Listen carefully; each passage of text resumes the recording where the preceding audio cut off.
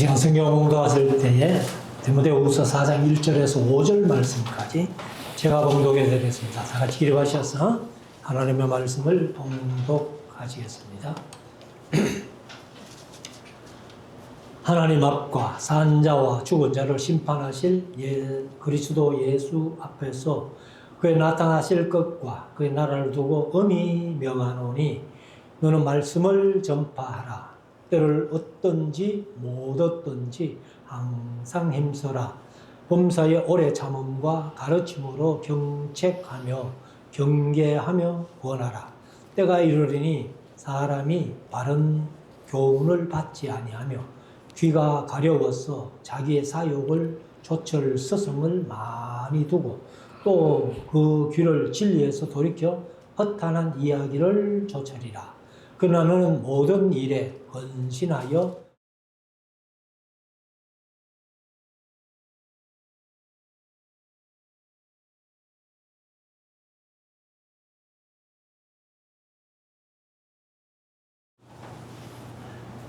이제 우리 말씀을 묵상하는 시간인데요. 오전 시간에 디모데후서 3장을 말씀을 드렸고 이제 오후 시간에는 디모데후서 4장 말씀을 드리겠습니다. 사실 이제 디모데후서는 바울이 디모데에게 편지를 하면서 유언 같은 내용을 담고 있다 이렇게 말씀을 드렸는데 오전에도 이제 말세에 고통하는 때가 이럴 텐데 사람들이 여러 가지 모양으로 악한 쪽으로 기울어진다는 거죠. 그런 때에 이 같은 자들에게서 네가 돌아서라.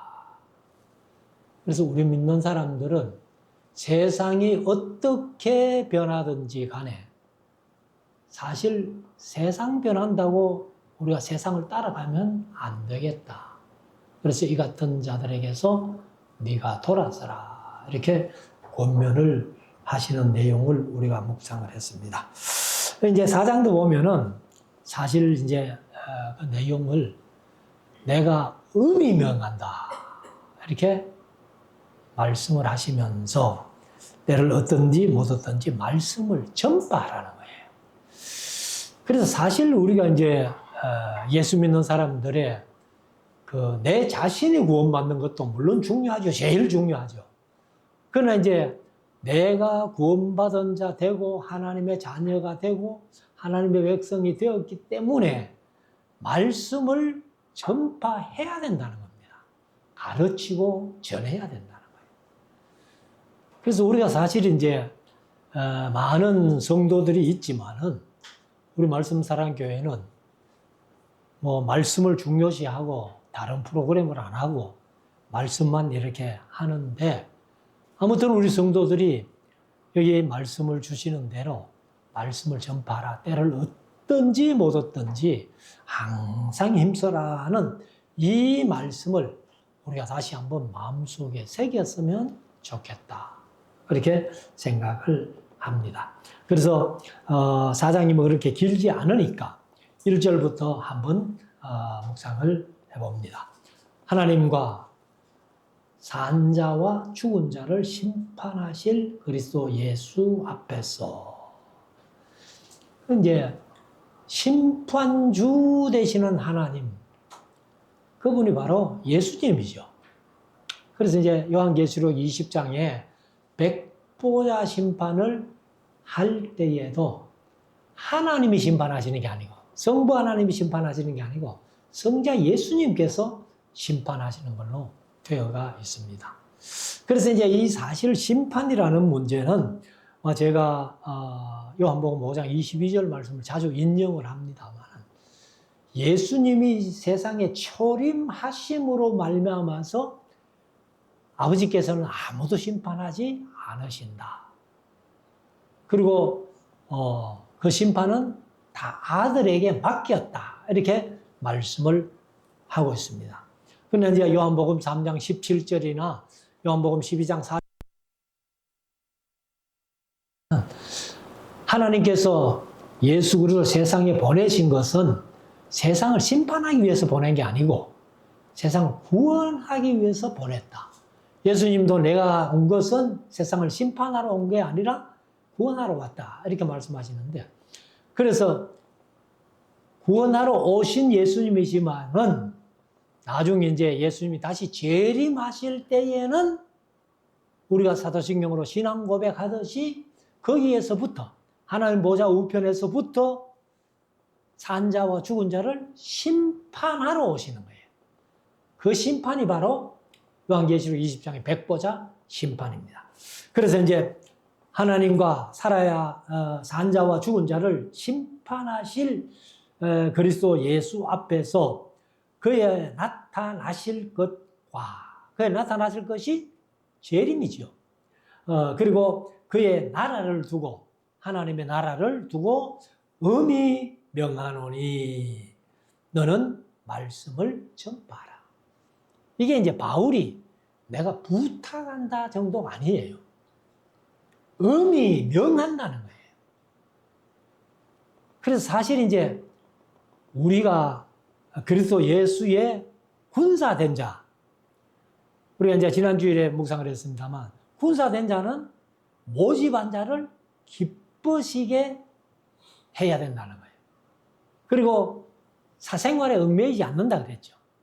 그래서 이제 우리가 군인이기 때문에 바울이 디모데에게 엄히 명령을 하는 거예요.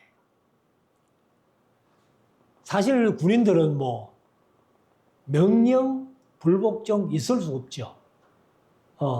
그래서 내가 엄히 명하노니 너는 말씀을 전파하라. 그래서 목회적인 차원에서 본다면은 목회랍시고 다른 프로그램 만들어가지고 뭐 어떻고 저떻고 소위 말해가지고 딴짓하지 말고 너는 말씀을 전파하라. 때를 얻든지 못 얻든지 항상 힘써라. 그래서 저도 뭐 개인적으로는 성경을 이제 이렇게 배우고 조금 배워서 알게 되니까 어디 가서 사람 만났을 때에 성경 관심 가진 사람을 만나면 제일 기뻐요. 그래서 이제 외국에서 가가지고도 이렇게 강의하면서 그분들이 관심을 가지니까 뭐 제가 뭐 가끔 외국을 갔다 오면은 성도님들 인사가 뭐 아이고 힘들었지요, 수고하셨지요. 근데 저 개인적으로 아직까지 한 번도 뭐 힘들다 그런 생각 해본 적이 없습니다. 그러니까 이렇게 통하는 사람들에게 만나니까, 관심 있는 사람들 만나니까 내가 강의해주고 또 강의를 듣는 사람이 좋아하는 모습 보니까 피곤한 줄 모르는 거예요. 그래서 때를 얻든지 못 얻든지 항상 힘써라.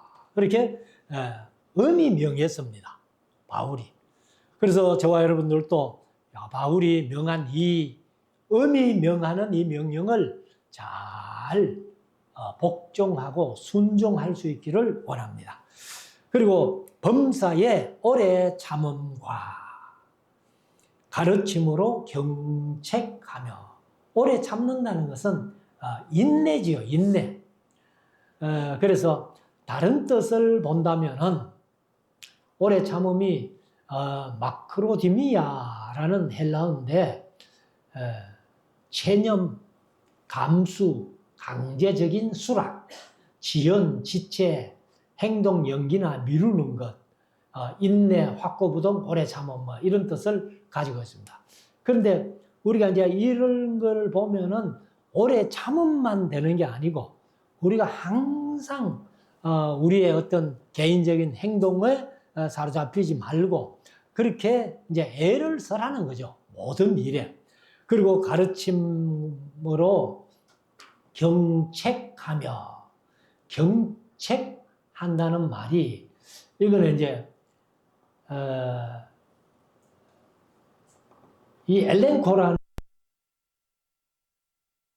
좀 경책하고는 좀 다릅니다. 다른데 엘렌코라는 단어가 드러내다, 폭로하다, 조롱하다, 비웃다, 모욕을 주다, 창피하다, 비난하다, 조사하다 뭐 이런 뜻을 가지고 있습니다.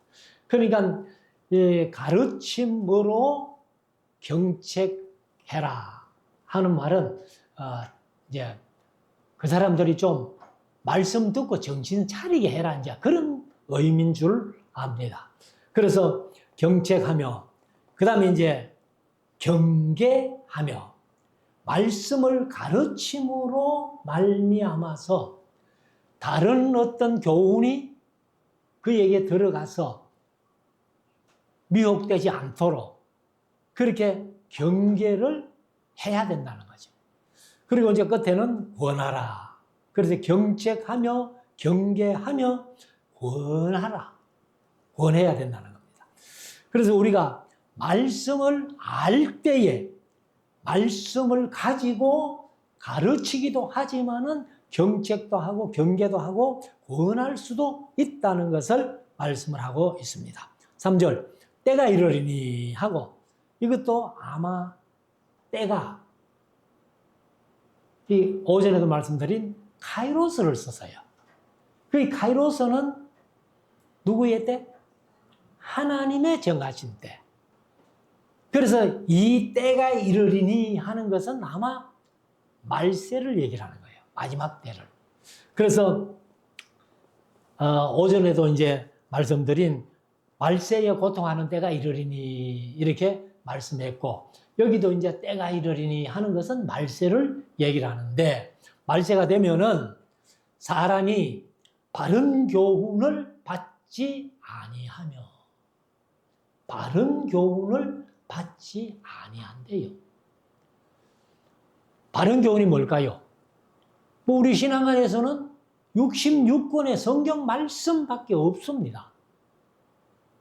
근데 많은 목사님들이 말씀을 그렇게 정확하게 또 바르게 가르치고 전하려고 애쓰는 분들이 없는 거예요. 제가 이제 개인적으로 이 교회에 와가지고 그때 본래는 이제 제가 올 때 대흥교회였어요. 대흥교회였는데 교회 이름을 좀 바꿔야 되겠다 이제 혼자 기도하면서 생각하고 그리고 이제 교인들인데 이 교회 이름을 좀 바꿨으면 좋겠습니다 하고 그래 이제 교회 이름을 뭘 했으면 좋겠습니까? 이렇게 물었는데 뭐 교인들 대답을 안 하더라고요. 그래서 제가 이제 개인적으로는 말씀교회를 해야 되겠다 이렇게 생각을 했는데 말씀교회가 제가 잘 아는 목사님이 말씀교회를 하는 거예요. 우리하고 교파는 다른데 고신책인데 그분하고 이제 제가 트리티아스를 같이 하고 그분이 교회를 개척해가지고 말씀교회라고 만들어놨어요.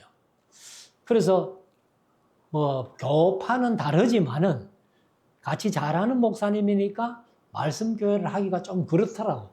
그래가지고 이제 말씀 사랑교회라고 그렇게 해서 이게 이제 노회에다가 명칭 변경을 허락받아야 되거든요.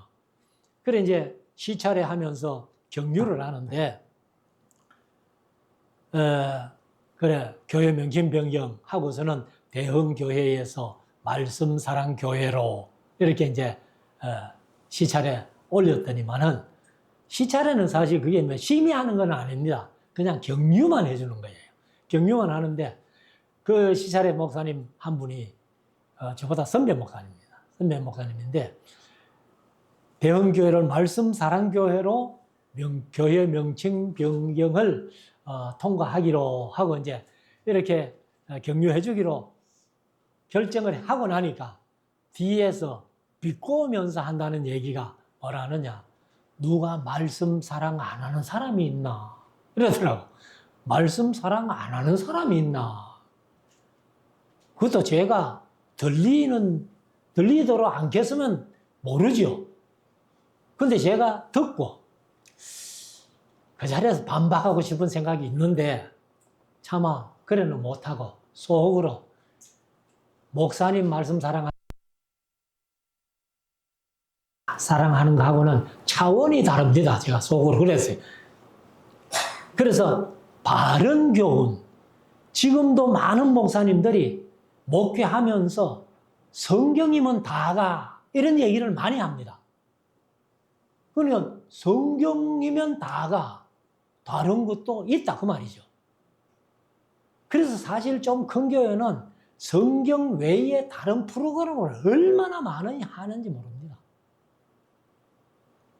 그래서 아무튼 여기 이제 바른 교훈을 받지 아니하며 귀가 가려워서 자기의 사욕을 좇는 서성을 많이 두고 자기 사욕, 개인적인 욕심을 좇을 서성을 많이 둔다는 거예요.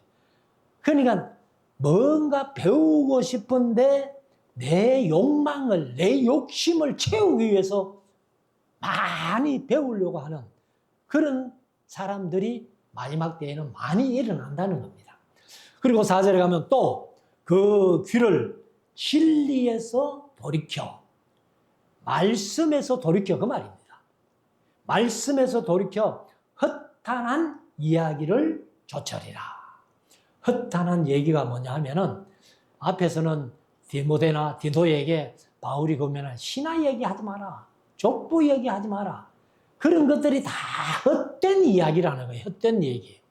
그래서 사실은 말씀은 뒷전이고 다른 것을 쫓아간다는 거예요. 헛하는 얘기, 헛하는 얘기를 쫓아간다. 마지막 때가 되면은. 그래서 지금도 보면은 교회가 많이 썩어 있지만은 말씀 중심에서 이렇게 하는 교회가 그렇게 많지 않습니다. 어떤 프로그램을 만들어 가지고 무조건 교회만 성장시키면 된다 하고 성장주의로 나가는 교회들이 얼마나 많은지 몰라요.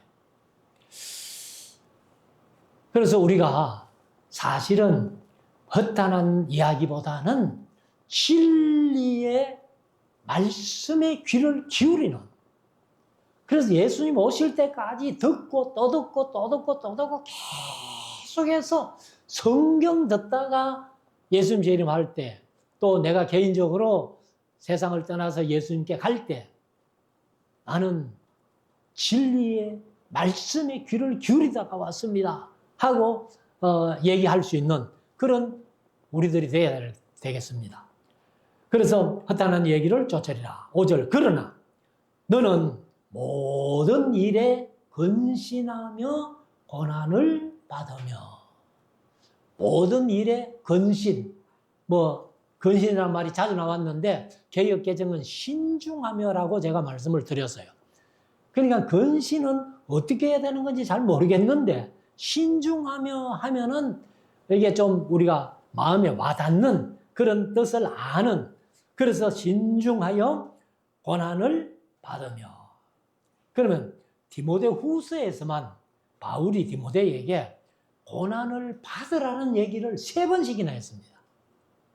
앞에도 제가 한번 말씀드렸습니다만 디모데후서 1장 8절에 그러므로 네가 우리 주의 증거와 또 주를 위하여 갇힌 자 된 나를 부끄러워 말고 오직 하나님의 능력을 좇아 복음과 함께 고난을 받으라.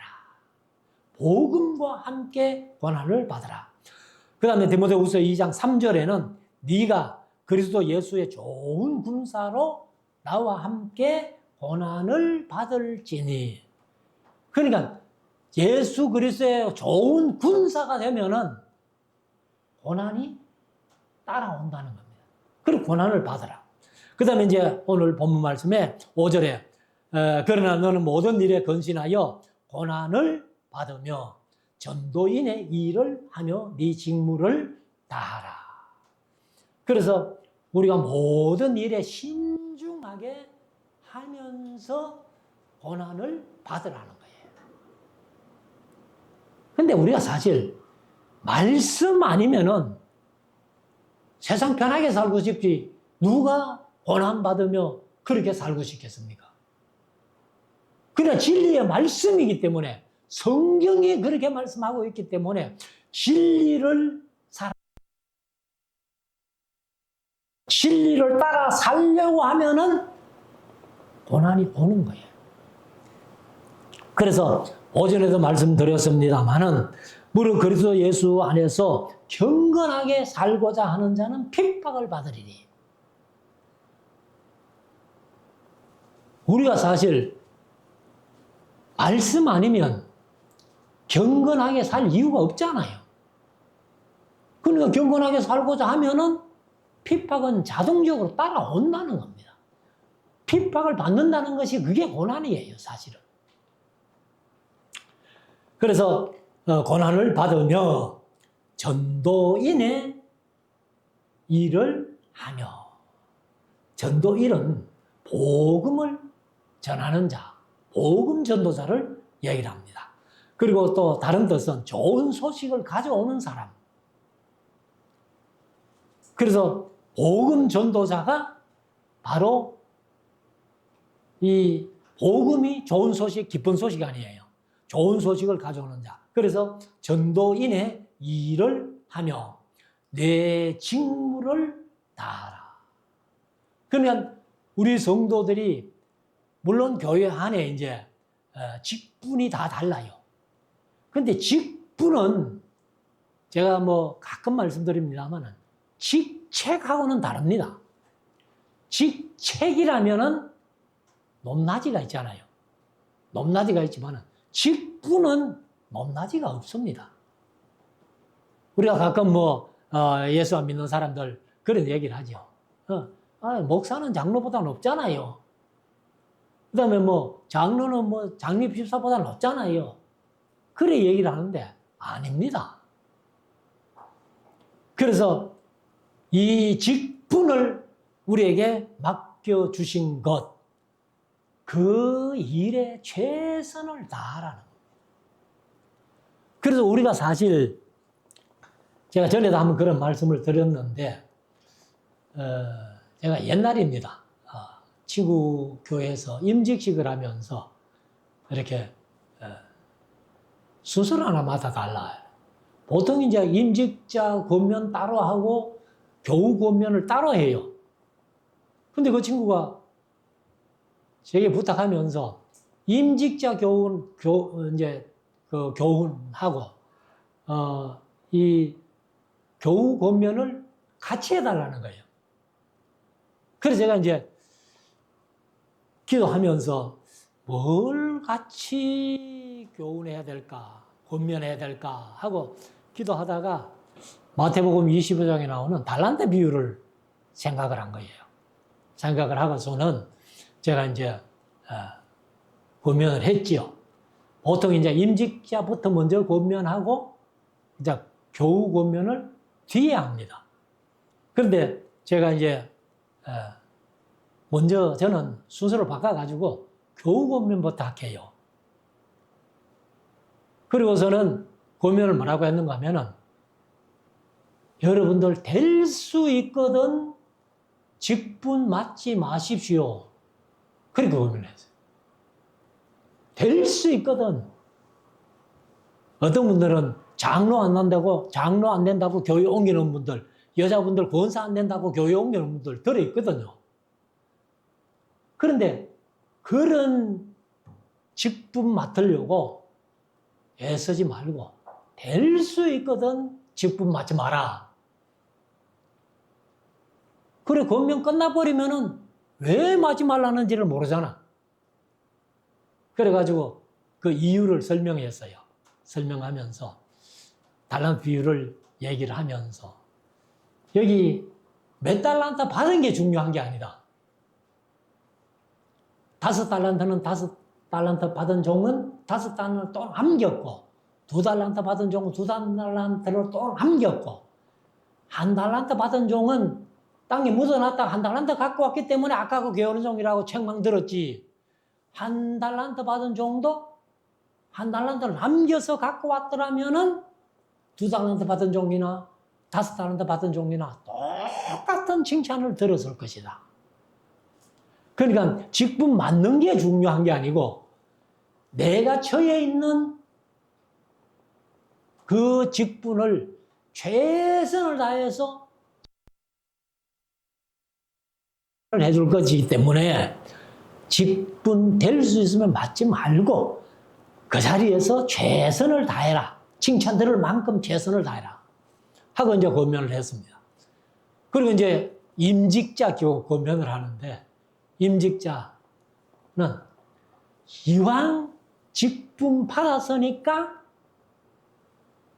여러분들은 보너스까지 받을 수 있도록 충성해라. 이렇게 권면을 해요. 그리고 이제 보너스까지 받는 게 뭐냐 하면은 2달란트 받은 종, 5달란트 받은 종. 주인이 크게 칭찬하면서 네가 작은 일에 충성하였으니까 더 많은 것으로 네게 줄 것인데 주인의 즐거움에 참여하라. 그러니까 직분 받은 그 자리에서 최선을 다할 때에 보너스는 차이가 나더라는 거예요. 기왕에 받았으니까, 직분 받았으니까.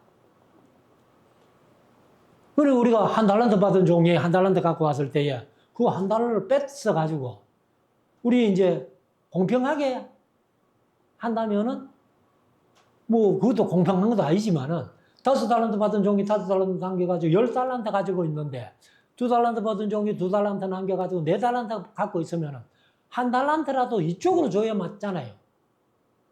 그런데 이쪽으로 준 게 아니라 10달란트에 갖고 있는 자에게 1달란트를 보너스로 줬다는 거예요.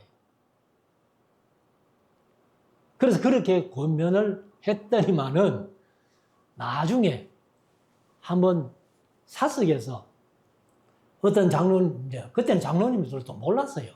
장로님 와가지고 인사를 더 가는 거예요.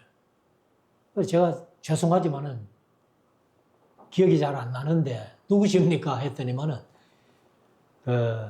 그때 어느 교회 목사님 권면하신 권면받은 장로입니다. 이러면서 인사를 하는 거예요. 인사를 하고서는 뒤에 한마디 더 하는데 하신다는 얘기가 목사님 듣기 좋아라 하는 얘기가 아니고 그날 설교보다도 목사님 권면에 더 은혜 받았습니다. 근데 그 장로님 그 교회 나왔어요, 지금. 그래서 우리가 이제 전도인의 직무를 다하는 것, 이게 얼마나 중요한지 모릅니다. 그리고 이제 6절에 가면은 관제와 같이 하는 말이 우리말 성경에는 있는데 원어에는 그 말이 없어요. 원어에는 없고 이 이제 관제라는 말을 우리가 잘 안 쓰는 말인데 지금 개역 개정은 전제라고 번역해 놨어요. 전제는 구약에 있거든요. 그래서 관제는 뭐냐면은 요즘은 사실 이 안 믿는 사람도 뭐 제사를 집에서는 드리지만은 산소에 가가지고 소위 묘사라는 건 요즘 거의 안 하지요. 제가 어릴 때는 묘사떡 많이 얻어먹었는데 근데 이제 이 안 믿는 사람들이 이렇게 제사상을 차려놓고 술을 이렇게 한 잔 따라가지고는 이렇게 흔들어가지고 이렇게 버리는 거 있죠.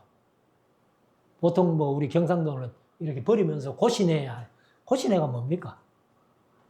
무슨 뜻인지도 몰라요. 아무튼 그래 하는 게 그게 관제예요. 그런데 이제 이 전제라는 말은 구약에 있는 말인데 마지막 제사예요. 마지막 제사. 피를 빼가지고 우리 출애굽기 24장에 그 보면 모세가 이제 번제 화목제를 드리면서 짐승을 잡아가지고 피를 양푸에 받아놨죠.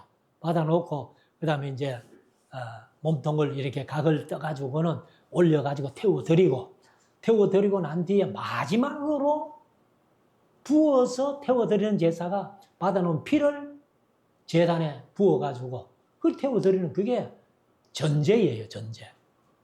그래서 여기 이제 관제와 같이 벌써 내가 부험이 되고, 이 말은 바울이 순교할 날을 다 됐다고 이렇게 느끼는 거예요.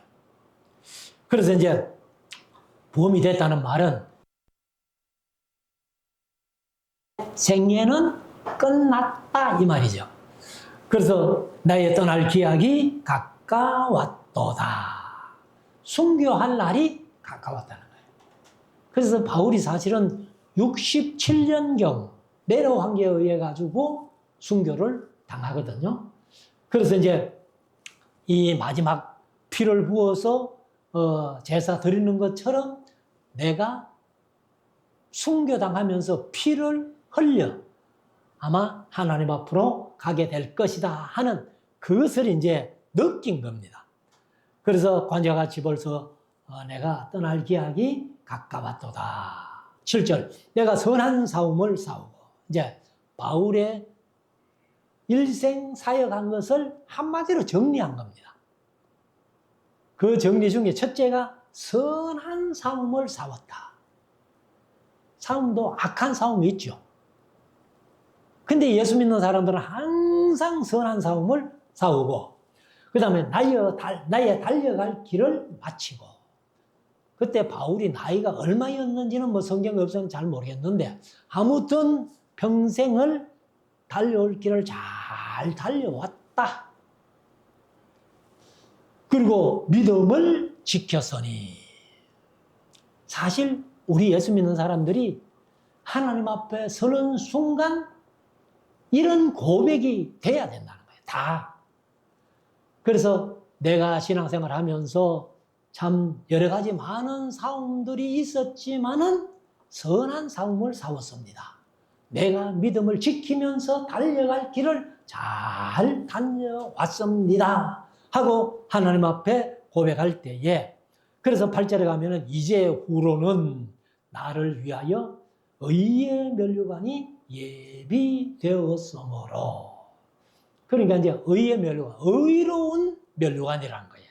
의로운 면류관이 예비되었으므로 곧 의로우신 곧 의로우신 재판장이 그게 이제 예수님이죠. 그 날에 내게 주실 것이니 내게만 아니라 주의 나타나심을 사모하는 모든 자에게니라. 개정은 모든 자에게도니라. 이렇게 도자를 하나 더 넣어놨습니다. 그래서 이것은 이제 이 면류관은 의의 면류관이라고 그렇게 표현하는데 면류관이 사실 이제 그 헬라어로는 스테판이거든요. 스테판, 화관, 면류관 이렇게 얘기를 하는데 그러면 이제 이 면류관이 스테파노스 해가지고 아마 나도 순교당하지만은 바울 시대 당시에는 많은 성도들도 순교당할 사람이 있을 것을 바울이 미리 내다본 겁니다. 그래서 바울은 내뿐만 아니라 순교당할 그런 사람들이나 세상에서 믿음을 지키고 선한 싸움을 싸우고 달려갈 길을 달려간 그 성도들마저도 다 나와 같이 그런 면류관을 받게 될 것이다 하는 그런 이제 확신을 하는 거죠. 그래서 이 면류관을 받게 될 것이다 하는 것은 실제적으로 이제 하나님 앞에 서서 면류관을 받을 것도 말씀하지만은 바울은 아마도 내가 순교의 피를 흘려 하나님 앞에 가는 것처럼 순교의 피를 흘릴 사람들도 많이 있을 것이다. 근데 지금 우리 한국교회는 순교할 사람은 힘들죠. 하고 싶어도 순교가 안 될 수 있어요. 뭐 신앙생활 자유롭게 하니까. 그러나 한국처럼 이렇게 자유롭게 신앙생활을 할 수 있는 나라가 세상에 그렇게 흔치 않습니다. 제가 전에도 말씀드렸습니다만은 인터넷에 보니까 1년에 한 10만 명씩 순교당한다는 거예요. 특별히 이슬람권에서. 그러니까 지금도 순교자가 많이 생기고 있다는 겁니다. 자, 나서 9절 이제 너는 어서 속히 내게로 오라 하고 에베소에 있는 디모데를 로마 옥에 갇혀가지고 마메틴 감옥에 갇혀가지고 와 오라는 거야. 보고 싶다고. 그래서 제가 전에도 강의하면서 그런 말씀 드렸습니다만 옛날 그 성도들의 어떤 그 사랑이라는 것이 요즘 같으면 부모 자식 간에라도 그렇게 멀면은 야, 막 힘드는데 오지 마라. 그게 부모의 심정이죠. 그런데 에베소에 있는 디모데를 로마에 있으면서 어서 오라는 거예요. 보고 싶다고. 근데 요즘 말로 하면은 오라는 사람이나 오라 한다고 또 가는 사람이나 똑같다고 말이죠. 그만큼 초대교회 성도들의 사랑이 지극했다는 겁니다. 그리고 이제 10절에 가면은 대만은 하고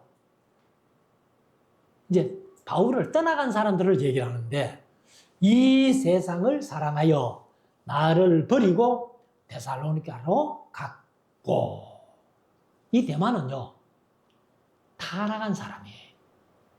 그래서 대마라는 이름을 제가 검색을 해보니까 성경에 딱 3번 나와.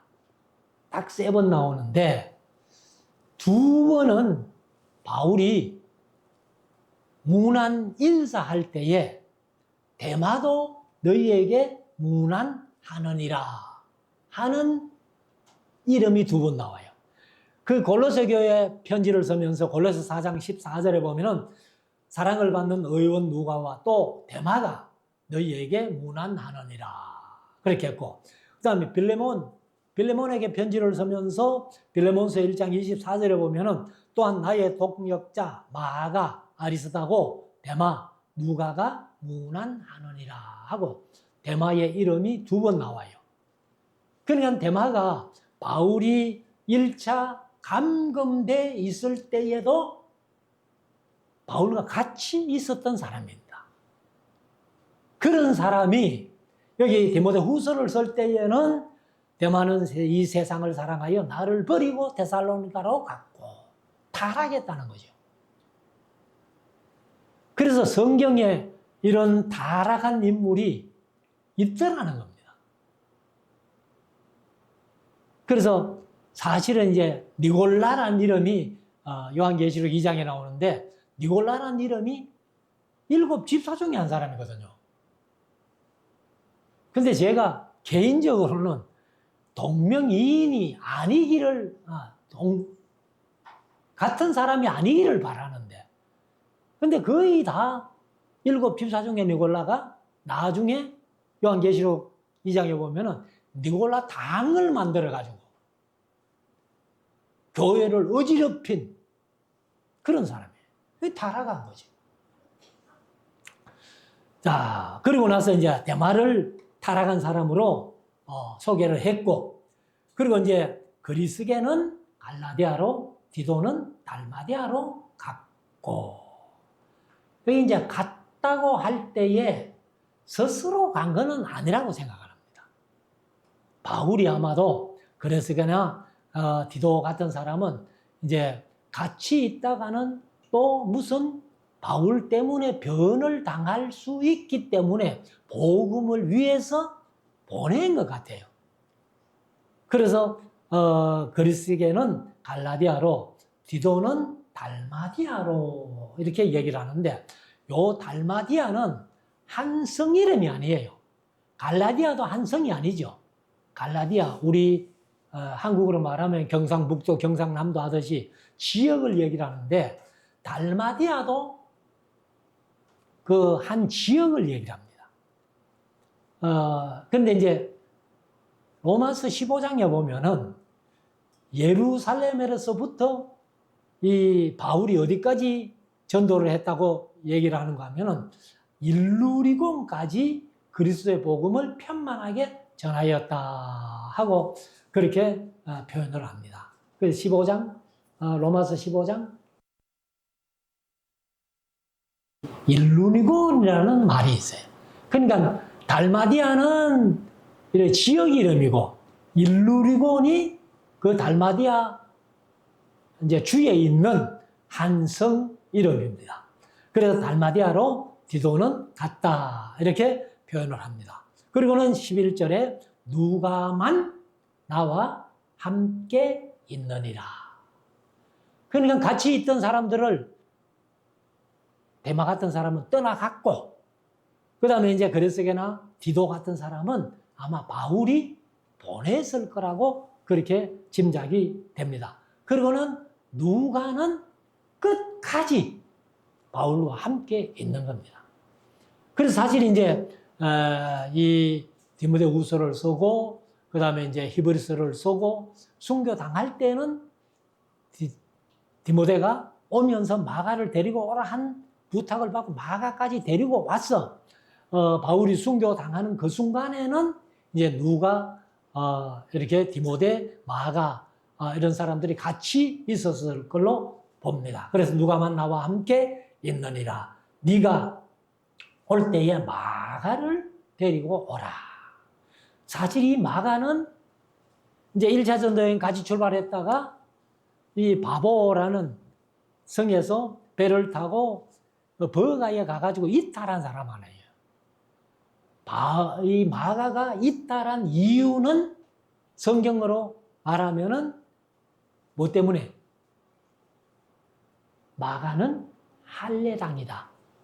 골로새서 4장 10절 11절에 그게 이탈한 이유라고 제가 말씀을 드렸습니다. 그래서 이제 그 이후에 2차 전도 여행 출발할 때 우리가 잘 아는 대로 바나바는 마가를 데리고 가자. 바울은 이탈한 사람을 데리고 갈 수 없다 하고 심히 다투어가지고 바나바는 마가를 데리고 본래 계획했던 대로 그대로 갔고, 그 다음에 바울은 실라를 데리고 완전히 갈라서가지고, 그래서 이제 수리 안디옥에서 출발해가지고 길리기아 다소로, 그 다음에 이제 부르기아, 그 다음에 갈라디아 이런 지역으로 갔던 것을 우리가 봅니다. 그러나 이제 마가도 사실은 처음에는 할례 문제 때문에 바울을 이탈했지만은 나중에는 바울이 사실 가택 경금대회가 있을 때는 마가가 가서 바울을 만난 사실도 성경에는 이야기를 하고 있습니다. 그리고 이제 바울도 마지막에 마가 같은 사람이 이 복음의 바톤을 받았으면 좋겠다. 그렇게 생각을 한 거예요. 그렇기 때문에 네가 올 때에 마가도 데리고 오너라 하고 이렇게 부탁을 했습니다. 저가 나의 일에 유익하니라. 그래서 이 마가가 이탈한 인물이지만은 그는 이제 마가도 나중에 깊이 깨닫고 바울을 가택 경험적인 상태에서도 만났고, 두 번째 마메틴 감옥에 갇혔을 때도 이제 디모데하고 같이 가서 만난 그런 인물. 그래서 복음의 바톤이 바로 마가에게 넘어간. 근데 마가는 사실 성경에는 별로 없어요. 그러나 마가에게 그 활동했던 지역이나 유적들은 바울만큼이나 많은 활동을 했다는 겁니다. 그리고 12절 가면은 두기고는 하고, 두기고가 에베소 출신인데 에베소, 빌립보, 골로새, 빌레몬 옥중서신 중에 3권을 가지고 에베소서, 골로새서, 빌레몬서를 가지고 심부름했던 두기고죠. 그래서 두기고는 자기 고향 에베소로 보내었노라. 네가 올 때에 내가 도로와 가보의 집에 둔 겉옷을 가지고 오고, 책은 특별히 가죽 종이에 쓴 것을 가져오라. 그러면 이제 아마 이 때가 이 늦여름이 아니겠나 이렇게 봅니다. 그래서 이제 겉옷을 좀 갖고 오라는 것은 이 마메틴 감옥에 로마도 겨울이 오면은 춥기 때문에 아마 그것을 이제 예상해서 겉옷을 좀 가지고 오고, 그 다음에 이제 뭡니까?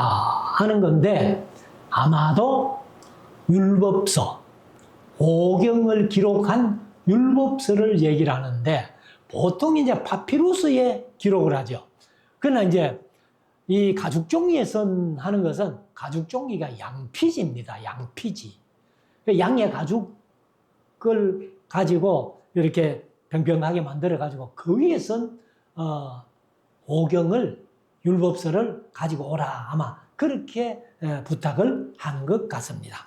14절, 구리장색 알렉산더가 내게 해를 많이 보였으네. 주께서 그대로 그 행한 대로 저에게 갚으시리라.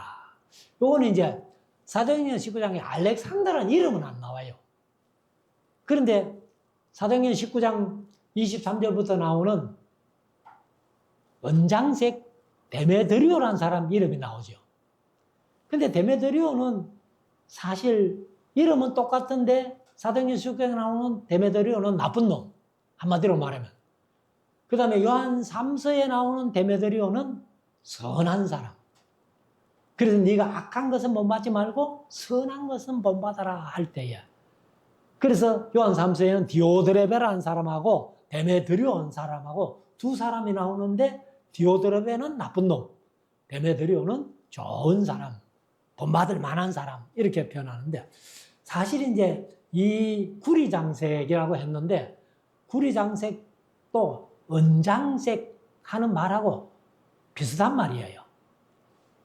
그래서 이제 아마 에베소에서 이 데메드리오하고 합세했던 인물이 아니냐.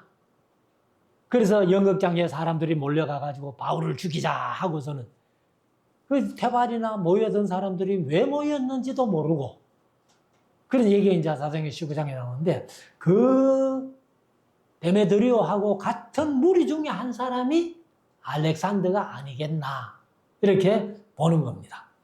15절 너도 저를 주의하라.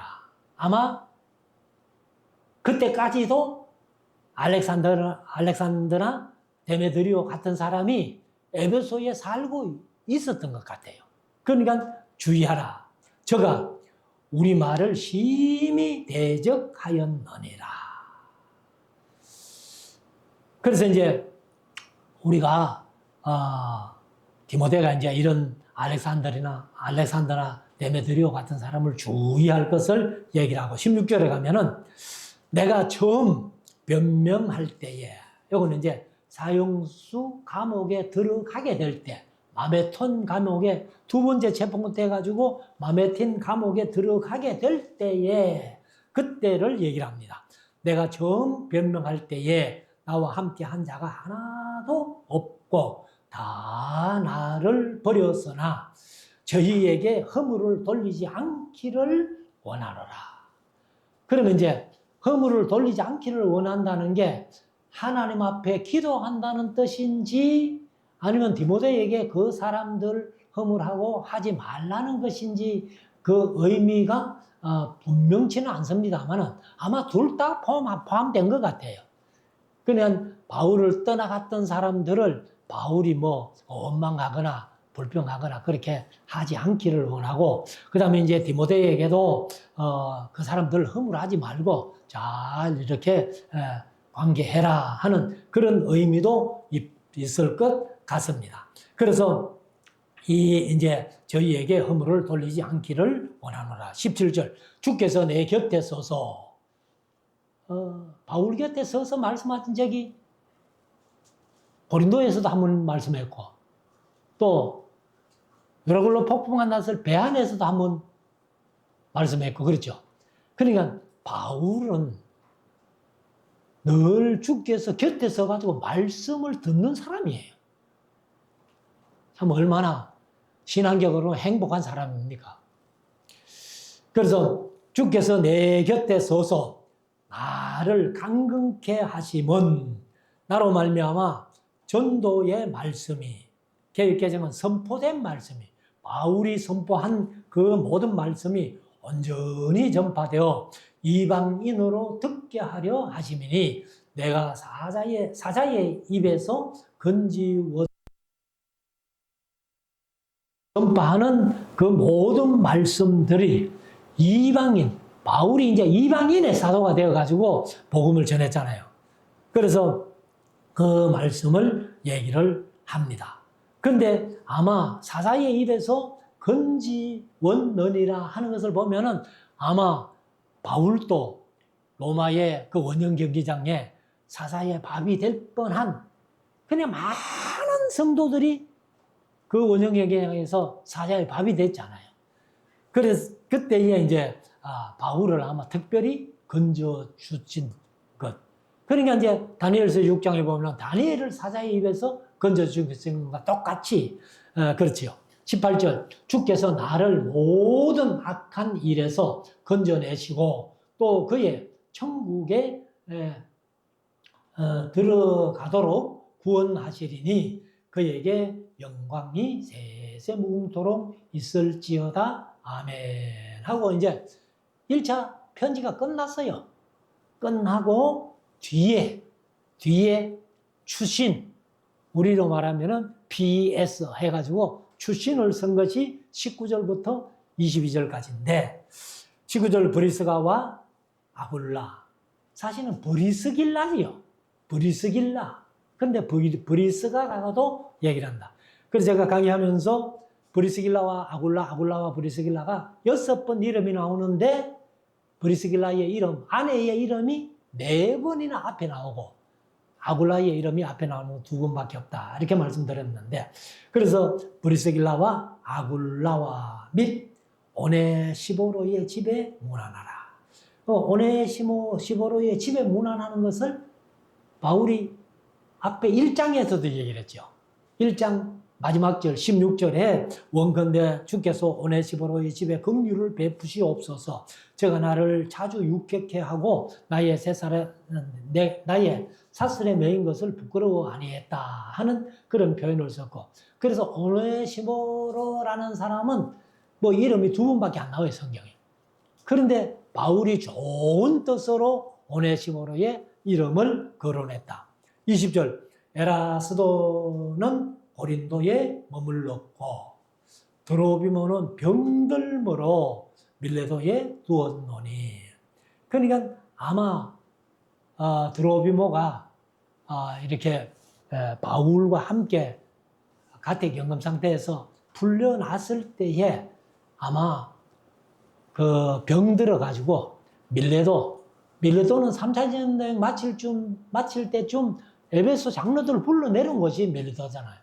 거기 아마 두었다라고 그렇게 표현합니다. 그리고 이제 21절 겨울 전에 너는 어서 오라. 그러니까 겨울이 되면 이미 춥기 때문에 미리 와가지고 겉옷 좀 갖다 주면은 내가 이 감옥 안에서 몸을 조금 따뜻하게 할 수 있을 것이다. 이렇게 표현을 하는 거죠. 겨울 전에 너는 어서 오라. 어블로와 부대와 리노와 글라우디오와 모든 형제가 다 네게 문안하느니라. 그러니까 아마 이 사람들은 바울이 2차 옥에 갇혀 있을 때에 바울을 주위에서 이렇게 좀 살펴준 사람들 같아요. 그래서 디모데에게 유언 같은 편지를 쓸 때에 이 사람들도 디모데에게 문안한다. 이렇게 말씀을 합니다. 그래서 이게 이제 마메틴 감옥이라는 것이 우리가 사실 뭐 로마에 가서는 못 봤습니다. 못 봤는데 그 마메틴 감옥에 3번 갔다고 말씀하신 노 목사님 표현을 빌리면은 이게 이제 우리가 그 가파도기아에 가면은 바위를 깎아가지고 방을 만들어 놓은, 집을 만들어 놓은 그런 곳이 많거든요. 근데 여기도 바위를 통째로 이렇게 파가지고 감옥을 만들어 놨잖아. 그리고는 거기에 들어가면은 문이 성경책 하나 정도 오른 창문이 하나 보이는데 그 창문으로 딱 내다보면은 사형장으로 가는 길만 보인다는 거예요. 사형장으로 가는 길만. 그래서 우리가 이제 찬송가 292장을 보면은 1절에 보면은 내 번향 가는 길 보이도다 인생의 갈 길을 다 달리고 땅 위의 수고를 거치라 하시니 내 앞 저길. 그냥 바울이 딱 창문을 보면은 사형장으로 가는 길. 내가 가는 길이 아마 오직 저길인 모양이다. 그렇게 이제 아마 느꼈겠죠. 그리고는 이제 22절. 나는 주께서 네 심령에 함께 계시기를 바라노니. 그러니까 바울이 디모데의 마음속에 늘 주께서 함께 하시기를 바란다 하고 은혜가 너희와 함께 있을지어다 하고 이제 편지가 끝납니다. 근데 이제 스데반보는 항상 뒤에 뭐로 끝난다? 아멘으로 끝난다 하고 아멘 하고서는 뒤에 뭐라고 붙여놨는가 하면 에베소 교회의 첫 감독으로 선택된 디모데에게 보내는 두 번째는 바울이 네로 형제 앞에 두 번째 설 때에 로마에서 기록했다. 그러면 로마 황제의 첫 번째 쓴 것은 사도행전 28장. 그래서 가이사에게 재판받고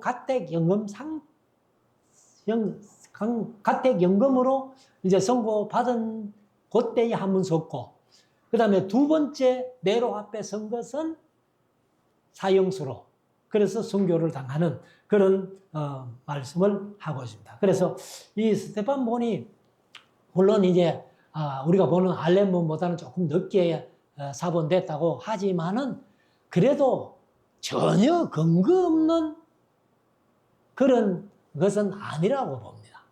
그래서 우리가 이제 이 성경을 어디에서 썼나라고 할 때에 참고할 만한 그러한 스데반본임을 다시 한번 말씀을 드립니다. 그래서 우리가 이제 바울이 이렇게 마지막 순교 당하기 전에 디모데에게 유언과 같은 그런 편지를 쓴 것을 우리가 묵상을 해 보았습니다. 그래서 이제 이 진짜 옥중서신은 디모데후서와 히브리서가 되겠다 하는 것을 말씀을 드리고, 우리가 이제 바울처럼 우리도 나의 달려갈 길을 다 마치고 믿음을 지키면서 고백하기를 내가 세상 살면서 선한 싸움을 싸웠노라고 고백했던 바울의 고백이 저와 여러분들의 고백이 될 수 있기를 주의 이름으로 축원합니다.